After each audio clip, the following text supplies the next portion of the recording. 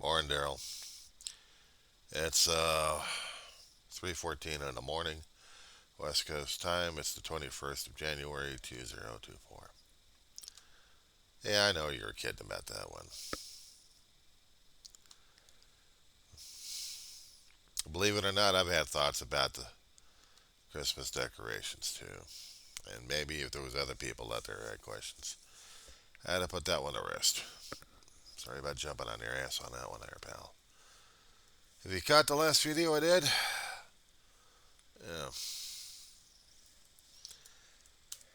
it was after a weird thing to happen to you on a weekend. That's for damn sure. A real moralistic situation.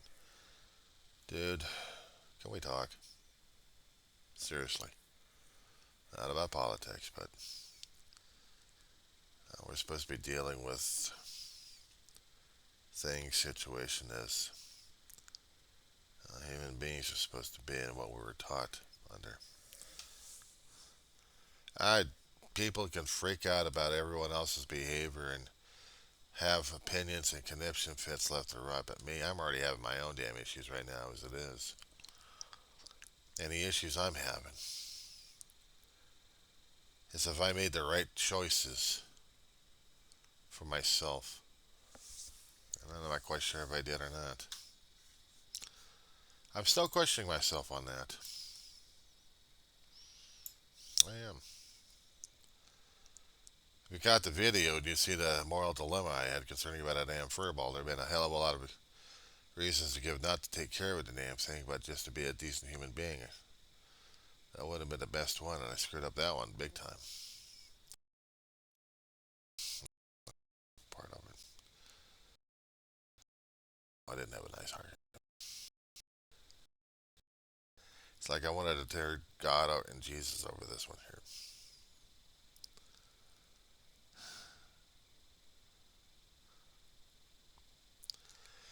I am reminded of the parables in different chapters of the New Testament, but I'm also reminded of a story that I kept hearing about in Easter that really made an impact on me.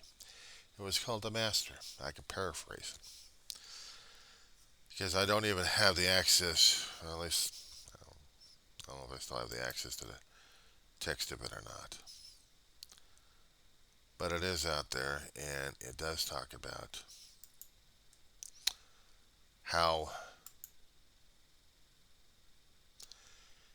an important event happened in a village, and everything changed for one particular person. The story goes Jesus is walking to village, and this one person, I think a young woman or something, was having a cow over it. Not angry, but like, I have to be ready for this. I'm not ready for this. He's coming. I want the master to come into my house because if he does, he'll bless me. And I want the blessings. And she was so excited about it that she was praying to God that Christ would come in and bless her in the house. And she was excited for that. So she did a hell of a lot of spring cleaning in this damn place. And there was someone in needing food, and she couldn't be bothered. Kind of brushed him off a bit politely, but she's got so much work to do, she can't be bothered. Another guy who just wanted to rest his bones for a bit, just to rest for a while. She couldn't be bothered. A little boy who's lost, scared, alone.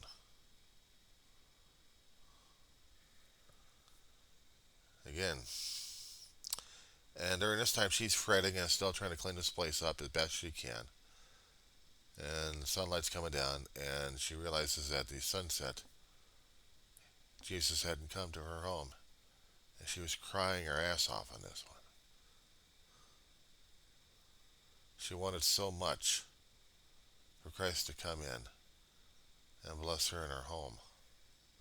And she failed because he didn't come. He came in someone else's house. Before she realizes that he's there, stroking her hair.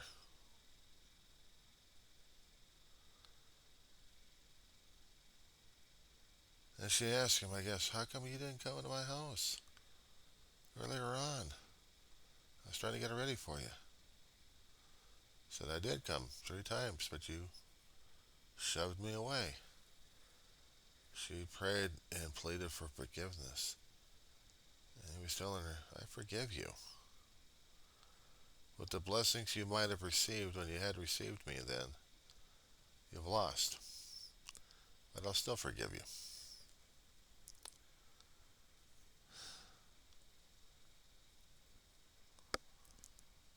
I think about that from time to time. I'm also thinking about some of the other stuff that I've come across in the 4 books, the first 4 books in the New Testament.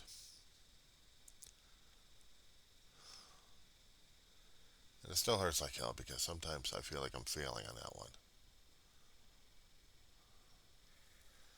I'm supposed to be a Christian, and a Christian you're supposed to be acting and thinking and try to do things, well, what Christ would want me to do or suggested. I feel like I'm failing him on that one there too. I feel like my own house is not in order. And it seems like I'm in a egotistical, prideful, arrogant way of trying to say that I'm better than everybody else. I want those things right now. I want. And I feel like I'm failing God and Jesus at the same damn time because, originally I really wasn't. I really wasn't comfortable asking and pleading for the Almighty for help when I was a lot younger. I had a hell of a lot of anger during those days.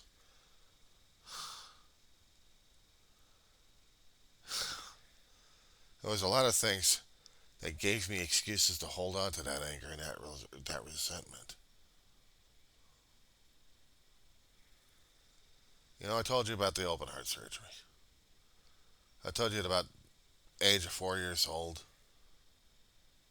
I had a leaking plumbing and I had to fix the damn thing. I was born with it. Died 3 times. Went up and got told it wasn't my time. It wasn't my time. I should go back. I need to go back. They're very insistent on those things, I'll tell you. I told the story after I woke up from recovery to Ma, and she remembered it. Reminding me about that every once in a while when she was still alive.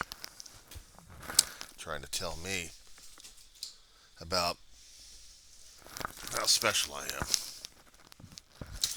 And sometimes I feel like she's out of her mind. I'm talking about an ego trick at this point over here. I'm sorry, I'm trying to get my pad here. Back pad.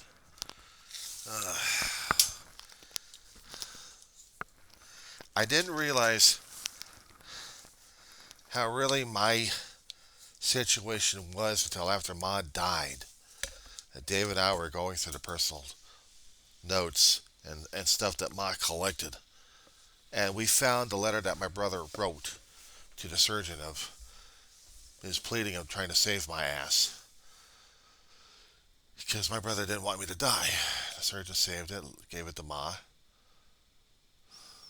And Ma held it for all these years. And it was something of Ma. Not about the letter itself, not what was written on it. It was from Ma. And I think that thing really, really broke me. It really had to put me on a track to be trying to be closer to God and Jesus, I guess, at that point. It wasn't just being in recovery.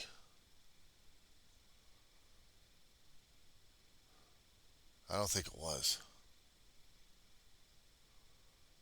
I struggle with my recovery. I struggle with the concept of a power greater than myself. a higher power, who I called God, or I called him the captain. Yeah, I did. But because as I saw that note, it seemed like certain things popped out of my head that I remembered more of, and they just freaked and scared me. I've been dead, and I came back to life, and I was changed. I couldn't feel that connection to God, except maybe on a few couple occasions in my youth. Well, I actually did pray hard on this one, just to get a reassurance concerning about Aunt May for a short time, and then afterwards she passes away.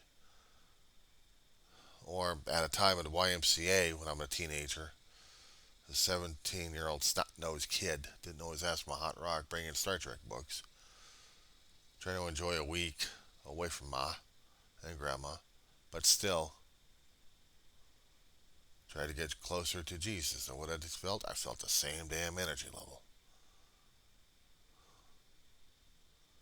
Indescribable, unbelievable, and way beyond understanding.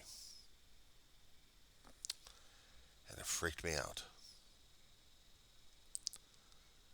But all this time I'd been angry at myself and trying to deal with survival, and I guess maybe I really wasn't placing myself in God's hands as I should have a long time ago.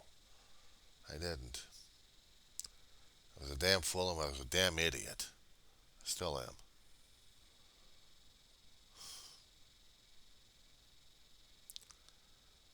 I kept wanting to be closer to God during those days, and I wasn't. I had heard so many times of the Master's story. Sometimes I just, I don't know, it just sticks with you. It's like peanut butter and jelly.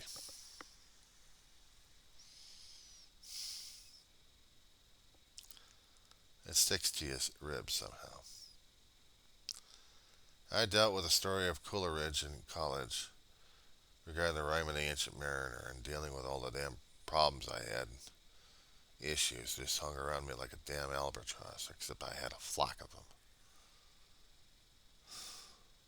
I related more to that story than anything else in my lifetime, the rhyme of the Ancient Mariner. But the Master, I was, every time they actually had services that I would go to churches on, I would hear a story like that being popped up. I mean, hell, when they had the Hollywood Bowl in the Hollywood Hills doing their televised stuff back in the late 60s through the 70s, and they stopped it after the 80s. KTTV, Channel 11, Los Angeles. Live at the Hollywood Bowl, it is the Easter sunrise services.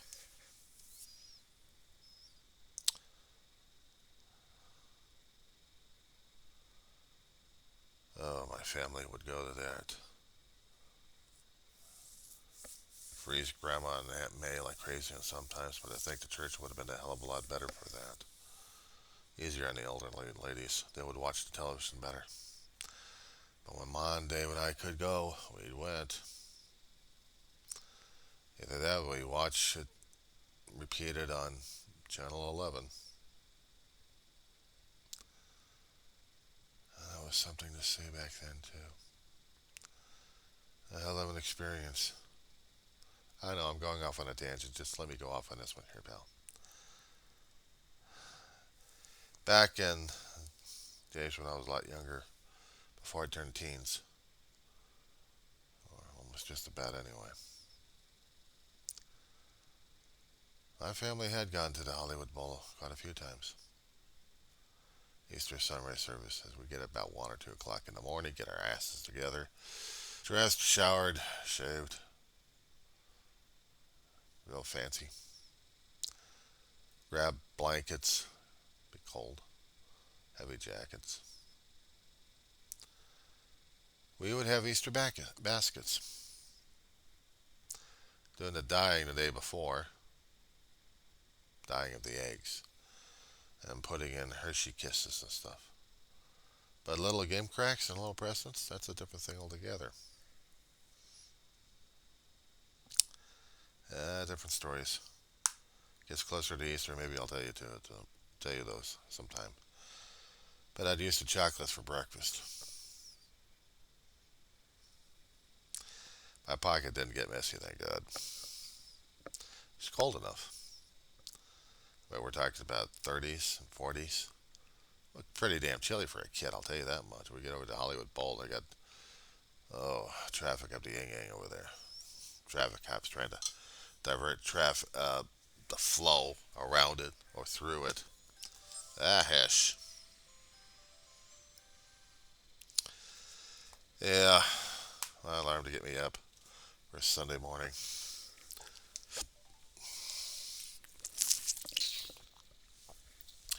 We get the station wagon parked. This is before we totaled the monster. If we had brought the ladies with us, we really had to be careful with Grandma and Aunt May. And they'd be walking with their wheelchair, or with their walkers, or we'd do the wheelchair on them. Kind of hard for a little kid to manage a wheelchair on his own. It wasn't. So I guess maybe I don't know how we got managed to get Aunt May and Grandma in there. Sometimes the sequence of my memory gets a little fuzzy on these kind of things back then. But I remember they walked in with canes and walkers. Well, we didn't do the Easter sunrise services and just did regular Sunday services. Till they couldn't go out no more, and we had to watch evangelicals for them, with them. But for the times of the Hollywood sunrise services, even my brother and I did it when we were a lot older. When we heard that they were still doing it, and we attended.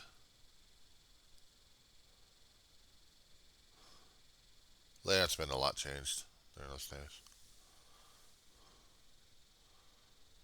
But we would get into there, and sometimes we'd get to the box seats. Other than that, you had to go in the back rows and freeze your asses off left and right.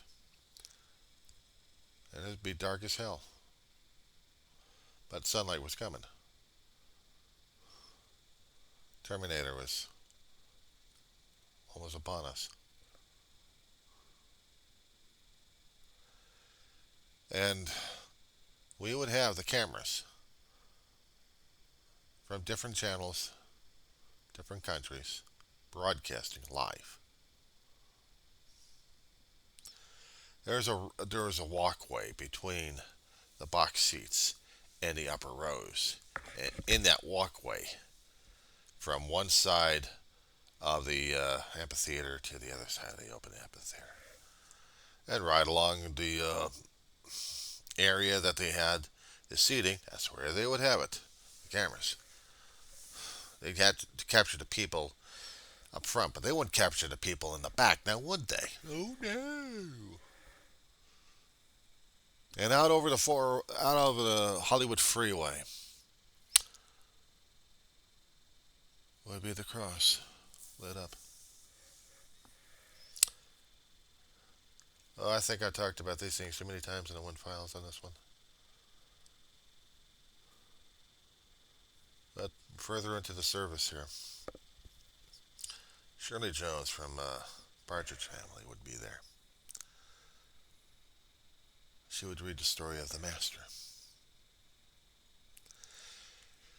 I heard it again and again and again.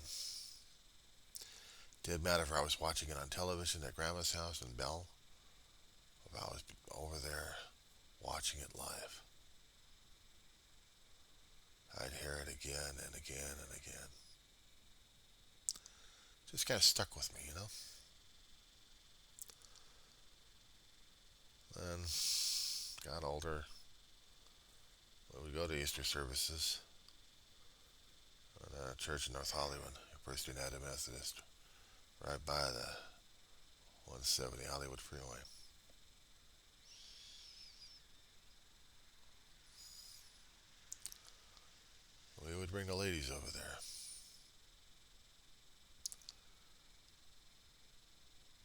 I'd be an usher. I'd be Easter lilies at the altar. Easter lilies abound in all place. Poinsettias. Poinsettias. I'd listen. But the hardest thing for me to do in those church services was to pray. I didn't think God was listening to me. Because I sure as hell wasn't feeling anything coming out of Him. I don't know what the hell I'd be praying. Sit by your head and pray right after the sermon spiel. But I didn't know what the hell I was praying to Him for. I prayed the Lord's Prayer. I learned it. But I didn't, in church, I didn't feel Him. I didn't feel His presence. I didn't feel anything.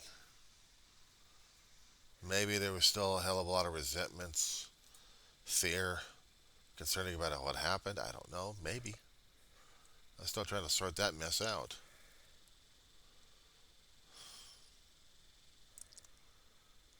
But I tell you, when you're trying to connect to a spiritual power greater than yourselves, I'm always expecting to get that damn energy rush.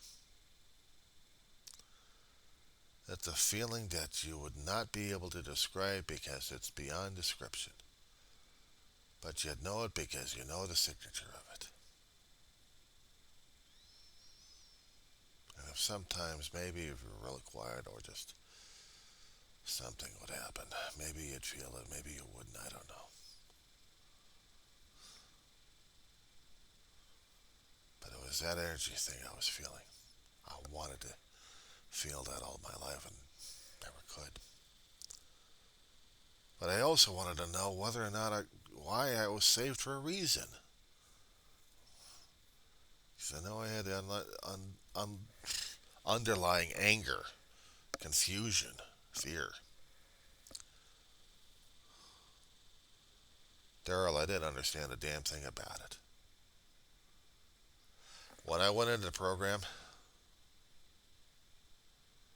that day of days, I was so damn disillusioned, I wanted to kill myself.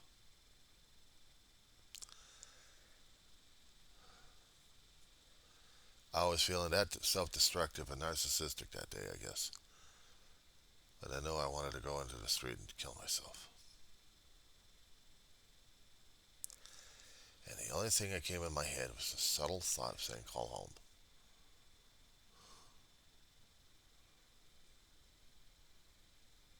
Picked up a cell phone I had at the time and called home.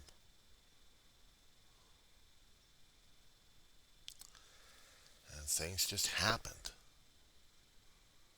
Things just happened. My brother gets to me about under an hour. I don't get to be locked up. Talks to the cops, gets my ass home. And before I know it, during that time, I'm going to a meeting to identify. Call it what you will. Maybe my higher power is still trying to save my ass because many times he was trying to contact me in one way or another, in one form or fashion. I've always been expecting to get that energy rush, that quiet understanding, that powerful presence. I didn't realize it was so subtle, so sublime that it was there, but it wasn't. Not the oily kind that we would hear every so often that would really get us in trouble, but no. This was very sublime, but steady in there.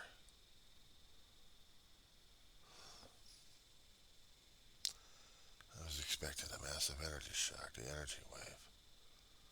I was expecting that. I had that. I've gone through it. It seemed like part of me still wanted more of that. It'd be a part of something that mattered about me, and I mattered about it, and I wanted to be part of it. And you have to be ripped away from it, man. You talk about a hell of a lot of anger and a lot of resentment towards it. Not realizing the reasons why. It was not until I read the letter right after Ma died. If we had seen this thing a little bit earlier on, it probably didn't. It probably wouldn't have the emotional impact as it should have, as it did happen. It allowed me to crack, break apart inside. And maybe this was needed.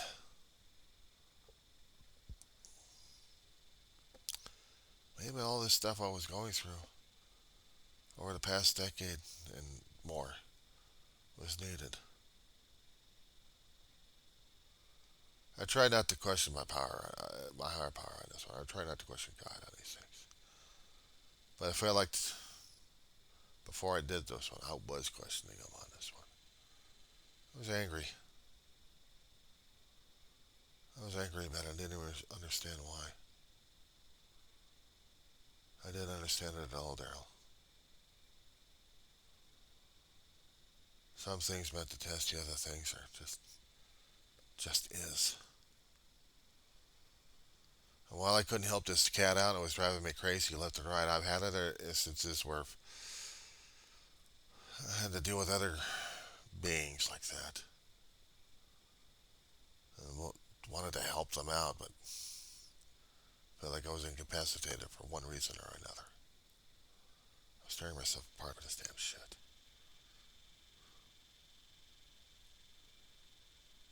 I don't hear him out there.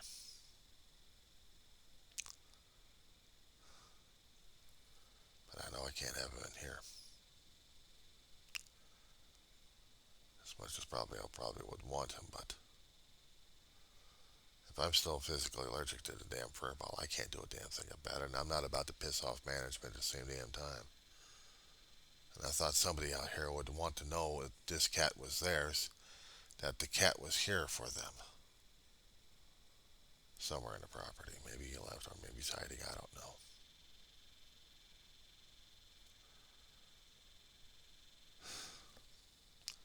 Living in fear and that sucks, dude. It makes my decisions more questionable. It makes me more questionable.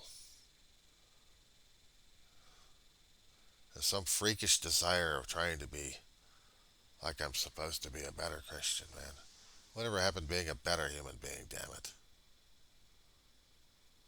Whatever happened about that one, Daryl? See, I don't get it.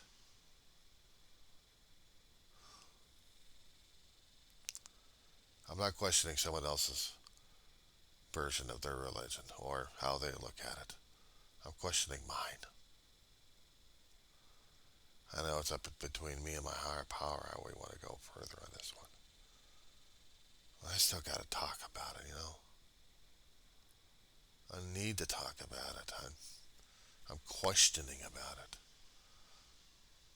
I mean, there's talking about faith, but there's also talking about blind faith where you go blindly and you're like a, worse than an acolyte.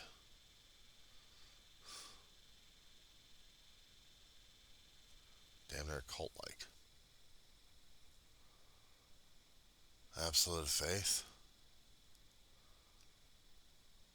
My brother kept asking me for years, where the hell's my faith? I mean, ever since he'd been in the program, he would ask me that question. I kept telling him Cleveland, or he took the last train to Clarksville. Made some kind of sarcastic remark about it. When I had the other guys in different meeting halls would ask me the same damn question, I'd be coming up with the same damn answer. Oh, tough guy. Because I didn't want to deal with it.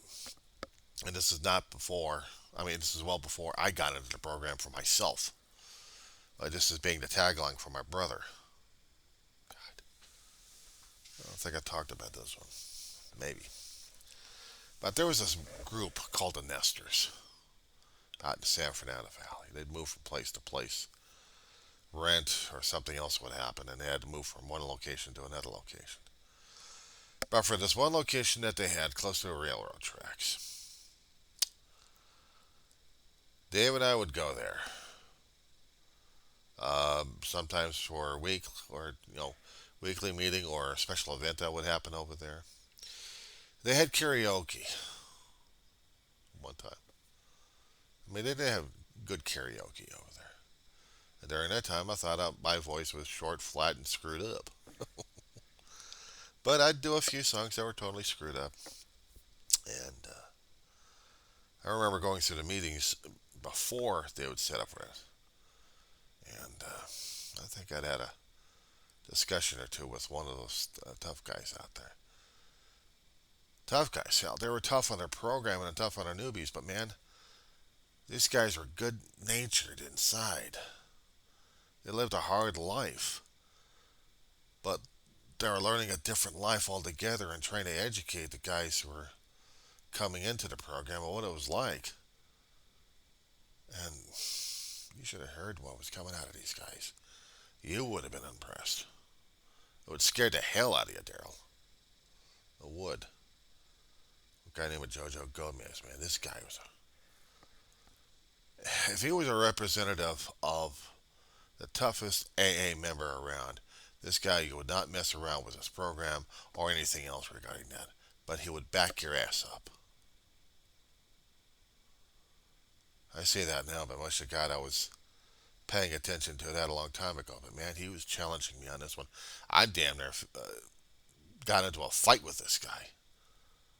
He knew I was in trouble. He knew it. He saw it. Daryl, he saw it. I didn't recognize it in myself. He saw it. All I wanted to do was get the hell out of there, hide in the damn car, and wait for my brother to get me the hell home. I didn't want to have anything to do with this. Not even with God. I'd do the serenity prayer, but that's about it. But was it affecting me? Was it doing any good? I'd say the damn thing and trying to be calm about things, but I really wasn't ready for this damn shit. And I still had to go through the damn shit. So I kept thinking to myself, what good is this damn thing in the first place? I kept asking myself, what the hell am I doing to myself?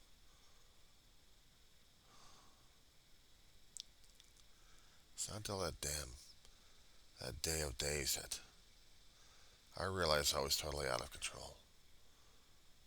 I should have known God, but I didn't know God. He saved my ass, but I kept asking myself why, and I was angry at him. I was fearful, but more than that, I was angry. I was pissed. I should have been up in heaven. Why are you pulling me out of the damn thing in the first place? I didn't understand what his purpose was. I didn't care about his purpose. That's the thing, I didn't give a shit. I didn't care about anybody else but myself. I didn't care about family during those days. And that's what hurt like a son of a bitch, and that's what pissed me off more and more. I didn't figure him out, but he sure as hell figured me out.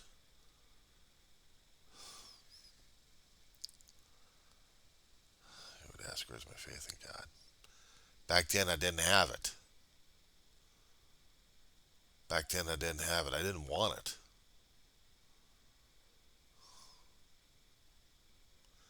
If I wanted it, I mean, truly, if I was that sick and tired of being sick and tired of being sick and tired, I would have been listening more and more. I would have been reading the books and trying to figure that out. Trying to understand the 12 and 12, not to mention the big book. Plain and simple, a language that people can understand, and yet we need interpretations over this damn shit. Fuck, man, we talk about screwed up people. We are. We are. We're the diseased people. We're the walking dead. We don't even realize it. But this was terrifying enough. This was terrifying enough.